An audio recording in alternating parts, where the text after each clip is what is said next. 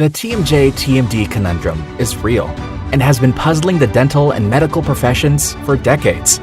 This is the TMJ-TMD Demystified podcast with Dr. Tony Urbanic, where we'll connect the dots between TMD symptoms and the actual cause. We'll tackle common TMD misconceptions and educate you, the practitioner, about a simple, tested, and proven TMD solution that has already provided relief to thousands of patients, while helping practitioners build an additional source of income free from insurance control. Welcome to this episode of the TMJ-TMD Demystified podcast.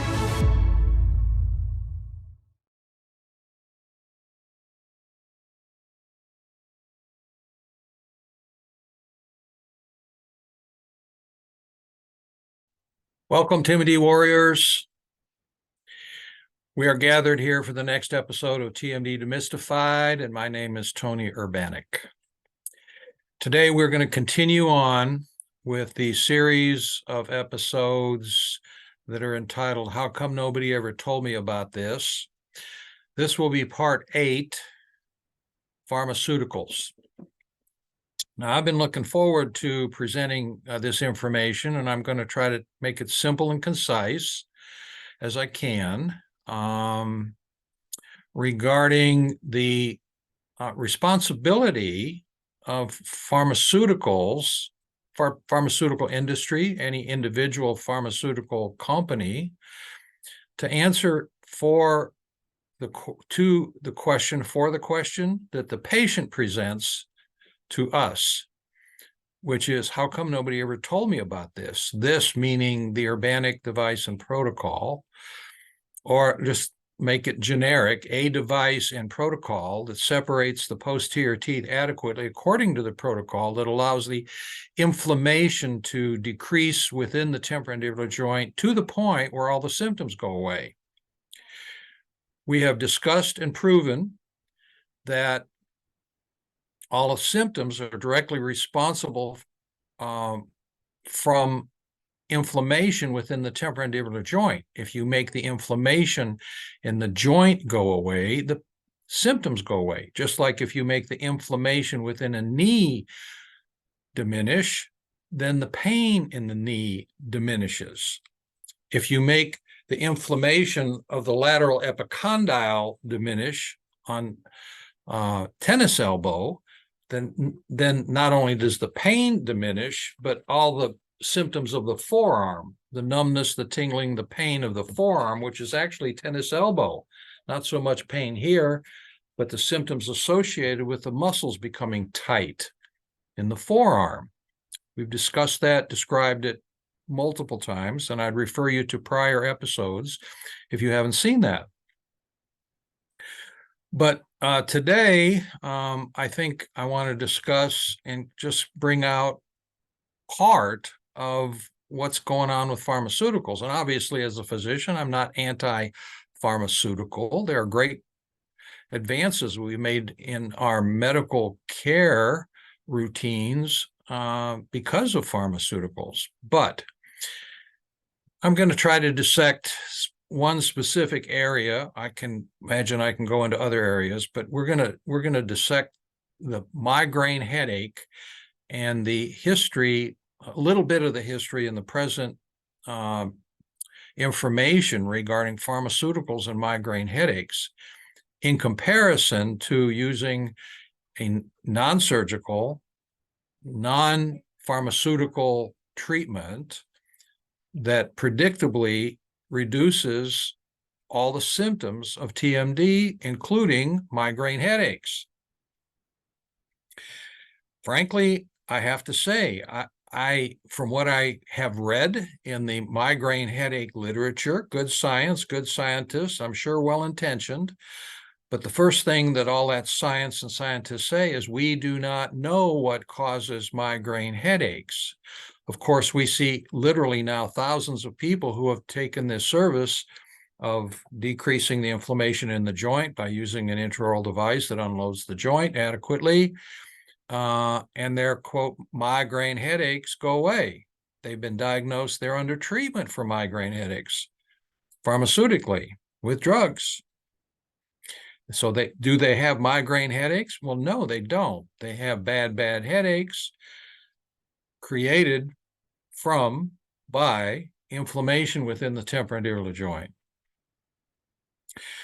So intentionally or unintentionally, pharmaceuticals have the resources for sure, and the experience for sure, based on years and years of using pharmaceuticals and trying to find appropriate pharmaceuticals and investigating certain pharmaceuticals for an infinite number of problems in medicine.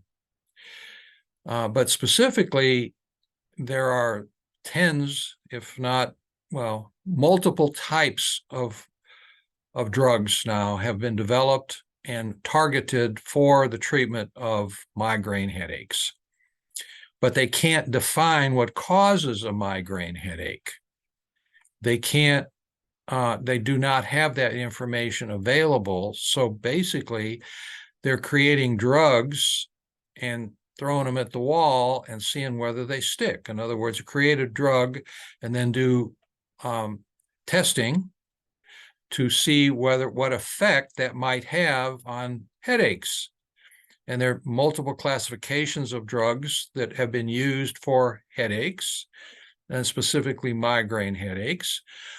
But the latest classification, which after just a little bit of investigation on my behalf by me, came up with a newer classification of drugs called CGRP inhibitors for migraine headaches. CGRP, and I'm going to read some of this because I want to be specific and accurate and not just do it from memory. But CGRP is an acronym which stands for calcitonin gene-related peptide. Calcitonin gene-related peptide. And as it's stated here, it is involved in a lot of body processes. That is, CGRP, calcitonin gene-related peptide, is involved in multiple body processes, and it regulates blood pressure, helps with tissue repair and wound healing, and contributes to inflammation. In other words, CGRP contributes or exacerbates inflammation. So the medical wizards pharmaceutical wizards have come up with a CGRP inhibitor or antagonist, which is actually under the classification of monoclonal antibodies, similar to the monoclonal antibodies that have been developed for COVID-19. I said similar to in that they're monoclonal antibodies. As to how similar they are, I don't know. I won't make a comment. But the point is they're monoclonal antibodies, which is a very newer type of medication and drug treatment that has been designed to and beginning to be investigated for multiple kinds of medical problems. But to carry on, so CGRP, when released in the brain, it affects the trigeminal nerve, is the statement here. Now, that statement may or may not be true. What is true that is affects inflammation. Why it would, and this is right out of the medical information. I'm reading it out of a resource. Why it would affect specifically the trigeminal nerve is like unknown and doesn't make any sense to me, actually. If it is released, the calcitonin gene-related peptide, it is distributed throughout the entire body. It's certainly not limited to the trigeminal nerve. But it also, CGRP also causes inflammation. So they have developed a monoclonal antibody, which is an inhibitor of CGRP, which theoretically, and according to the science here, will decrease the CGRP, which when then that happens will decrease inflammation. Now, I have mentioned and stated in several of these episodes that if someone can create a better method to decrease the inflammation within the temporomandibular joint than unloading the joint, I'm all for it. I truly am, for sure. And if CGRP antagonists or inhibitors can be shown to significantly decrease all the other symptoms, including migraine headaches, of inflammation within the temporomandibular joint, I'd vote for it. I'd promote it for them. I truly would. However, when you're dealing with a drug, things are not cut and dried. They're not black and white. One of the issues with any kind of drug is the side effects. So I'm not debating whether CGRP inhibitors can decrease inflammation. My point that I'm going to lead to is whether it is appropriate for a doctor to use it, or for a patient to take that drug in comparison to a simple device that goes in the mouth, that unloads the joint, that decreases the inflammation in the joint only. That's the only place the inflammation goes down, is in the joint, directly, and whether a drug should be used in preference to an intraoral device. And it may sound self-promoting. That's okay. I'm not trying to promote it. I am trying to distinguish between things that are promoted to treat TMJ and migraines, or TMJ inflammation that causes significant pain, headaches that can be confused with migraines, which is appropriate, the drug or the device. So let me continue here just a little bit. So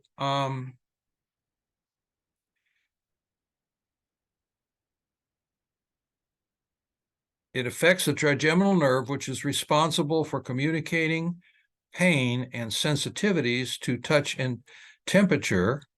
That is true. The parasympathetic sympathetic nerve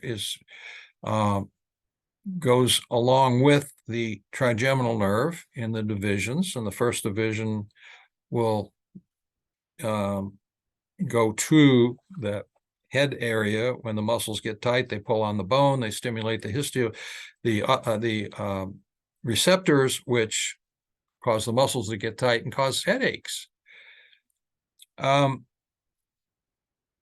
CGRT makes headache pain worse and causes headaches to last longer.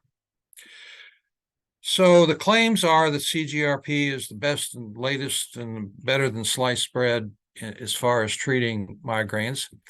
And they have done multiple studies to get FDA approval.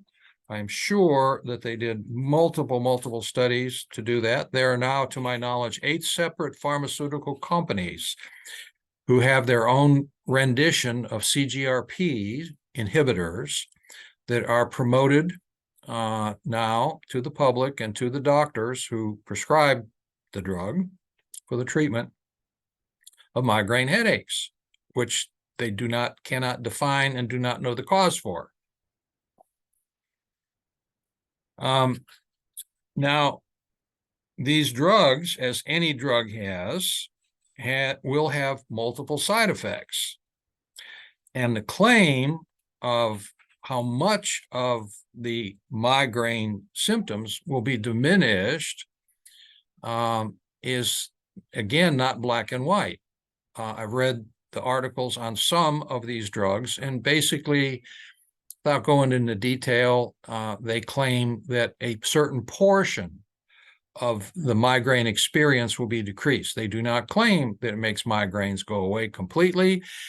Basically, the claims are, and the studies were based on what percentage of the migraine experienced by the patient is decreased. And basically, it looks like the claims are that they will make a 50% of the migraines diminish, or 50% of the intensity or frequency. A couple of the proponents defined it as, instead of having 15 migraine headaches a month, it was limited to 7.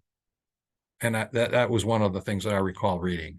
Instead of 15 migraines a month, it was basically promoted to decrease 50%. Now you only had 7 migraines a month by using this medication.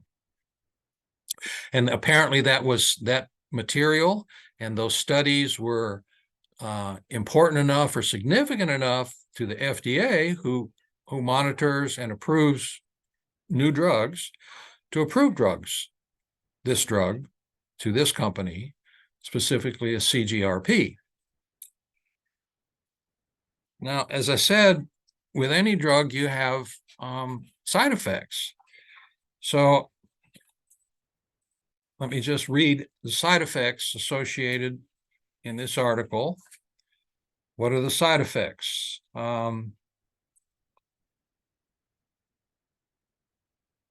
Some of the mild to moderate side effects from CGRP inhibitors have been reported, including nausea, vomiting, back pain, headache.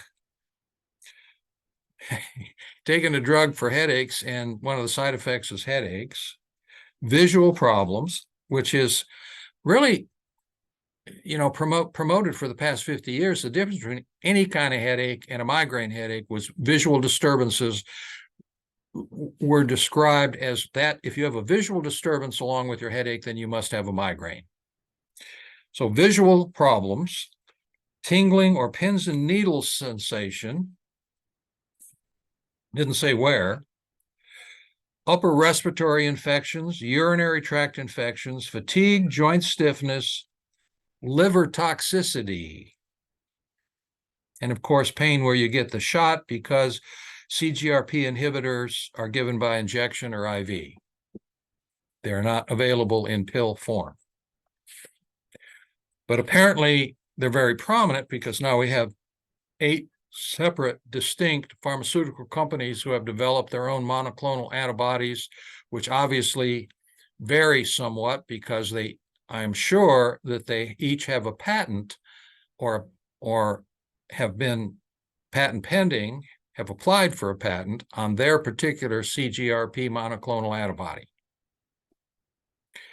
which have side effects which can include liver toxicity and headaches. I don't think I need to go into detail of why I'm explaining this to you.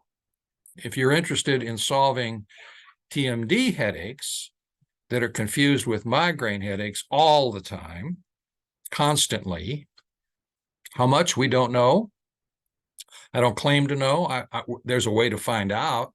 There's a way to do a study to determine that. And when time and resources are available, I full well plan, and my company plans on doing that study, and would encourage anybody else to do the study before I do it. And if you do, let me know. But that study is actually a pretty easy study to do, and will not take many patients to compare the number of patients who have been diagnosed with migraine headaches by a doctor. They have been given a diagnosis of migraine headaches by a physician and then treated for inflammation within the temporomandibular joint, and what percentage of those patients who have been diagnosed with migraine headaches, their migraine headaches diminish and go away using a non-medication, non-drug intraoral device. Easy study to do, and you probably, to prove it statistically, you probably wouldn't need a whole lot more than 100 patients in the study to prove it statistically, depending on how specific you want your statistics to read, which it can and should be determined before that study is done. So CGRP, calcitonin, gene-related peptide inhibitors, now promoted by 8 separate companies, which are delivered only by injection or IV, are promoted directly and cost significantly more than an intraoral device that unloads the joint.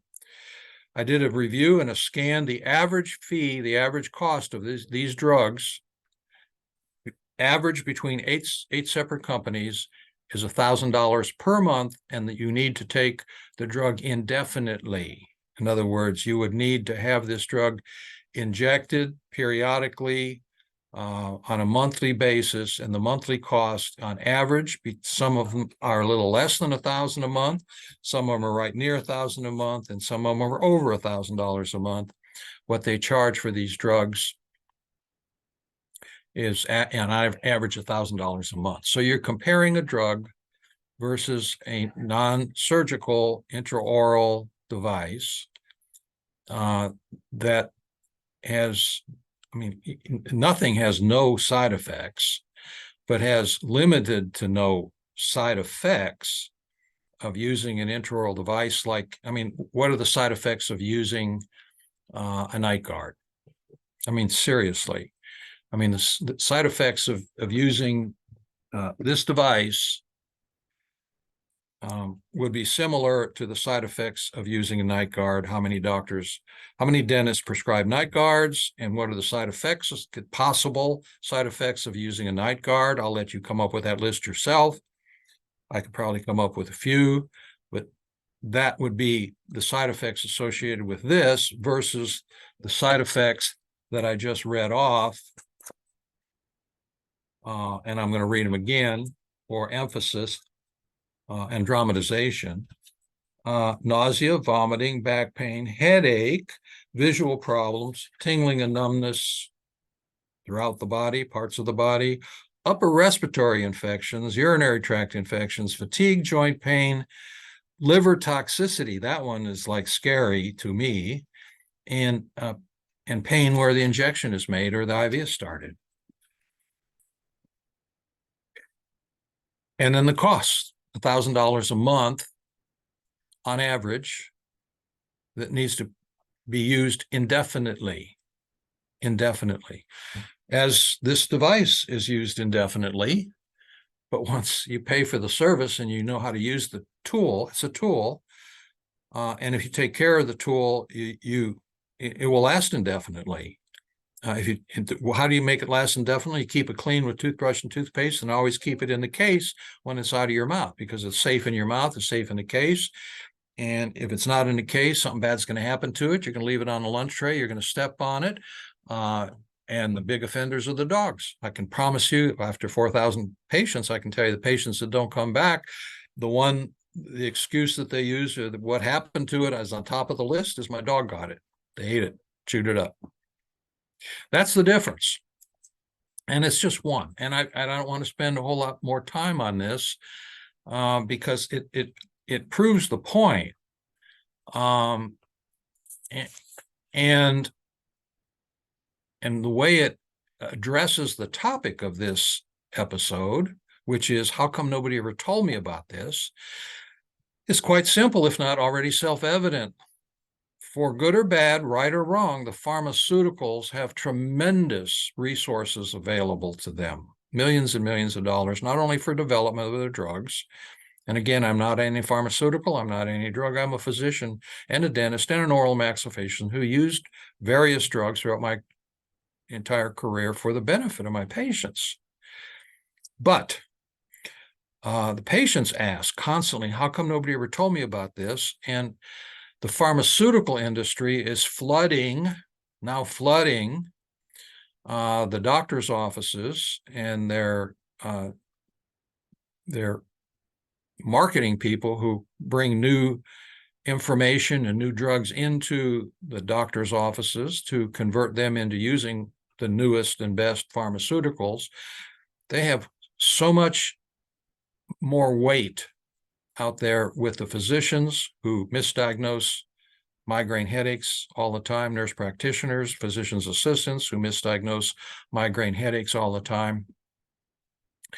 And the weight that the detailed people from the pharmaceuticals have with the physicians, which is a common accepted phenomenon, far outweighs anything that I can do or my company can do in making this available and the awareness to the physicians, physician's assistants, and nurse practitioners who then diagnose or not diagnose, misdiagnose migraine headaches, or don't know enough about TMD to actually describe it and diagnose it for what it is, except for around here in Middle Tennessee, at which I pointed, we have over, I saw the newest list, it's actually over 860, 865 independent referral sources, and roughly about half of those referral sources are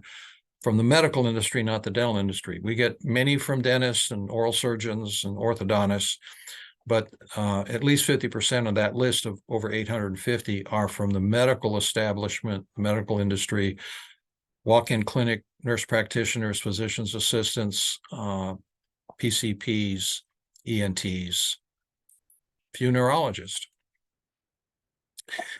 And that explains when the patient says, how come nobody ever told me about this, is the difference in resources that the pharmaceuticals have to promote their solution for migraine headaches, and a very simple solution that really works and works indefinitely. And in comparison to the cost, obviously significantly less over a long period of time.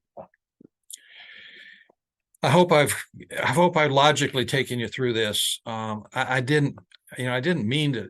The purpose isn't not to just to badmouth CGRPs. They may have some value. I think, according to the FDA, they have some values. I'm not going to argue with the FDA. But overall, you can see where this is headed. And what I'm trying to have done is answered for the patients in real time with access to everyone, the doctors and the patients, by doing these episodes. How come nobody ever told me about this simple device, which we had to call the Urbanic device, and protocol that relieved my migraine headaches? I've had these for 20 years. I've had these for 30 years. This is Tuesday morning again. I always do these episodes on a Tuesday morning. So I see patients. My day in the wheelhouse to see patients is Monday. And I saw 2 patients yesterday with 30 years of, quote, migraine headaches that have been going on for so long. And they were consultations, but the workup, I'm certain that, their headaches were coming from the temporomandibular joint. Inflammation within the temporomandibular joint can cause headaches. And I've described how that happens exactly, physiologically, anatomically, histologically. That has happened. And again, if you want to see those episodes, it's noted carefully and completely in previous episodes.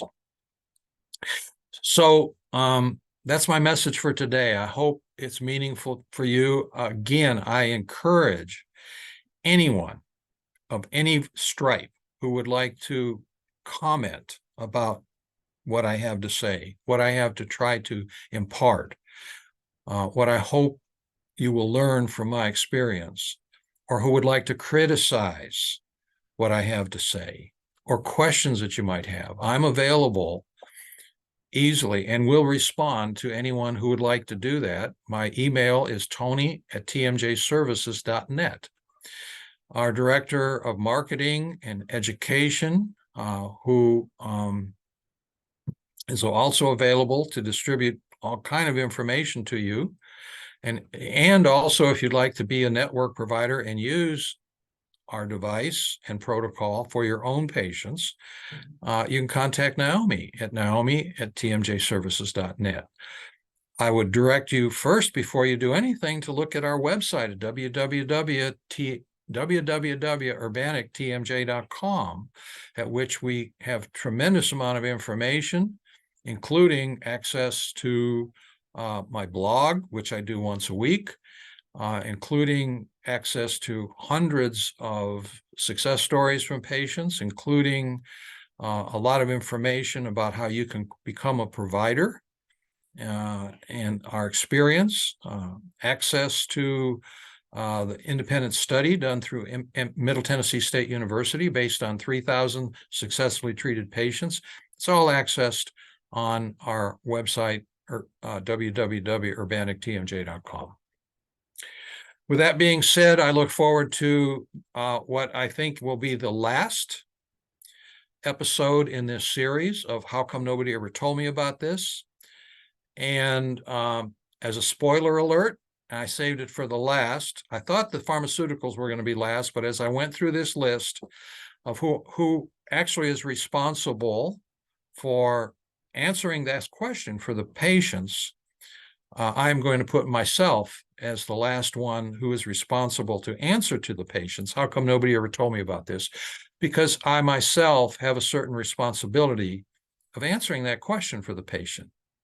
I'm doing my very best to get this word out to as many people as we can, to make as many doctors as aware.